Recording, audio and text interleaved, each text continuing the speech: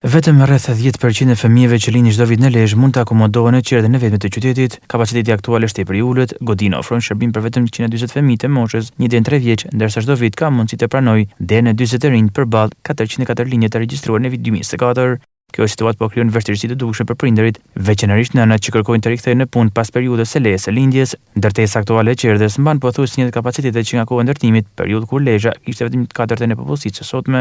Problematika njëjtë nga Bashkia e Lezhës, teksa kryetaria Ueda Molla shpreh se nevoja për shtytjen e kapaciteteve është urgjente dhe se bazohet në kërkesën e lartë dhe presionin ndaj familjeve është planifikuar ndërtimi një godine të re.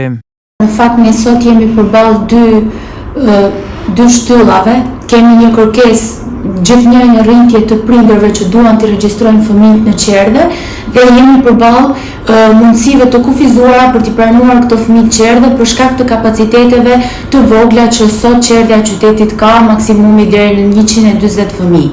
Dhe duke u gjendur përballë këtyre dy fakteve, ne dhe për t'i dhënë mundësi nënave të reja të shkojnë drejt punësimeve, ne kemi menduar që vitin tjetër dhe tani jemi në fazën e mbylljes së projektit, të ndërtojmë një qerdhe të re të qytetit me një kapacitet absolutisht më të madh, me kushte më moderne dhe me standard më të lartë të cilësisë së shërbimit. Do të jetë absolutisht me një kapacitet më të lartë, mund të themi të 2-3 fish më të madh se kapaciteti aktual që ne kemi në qerdhen e qytetit.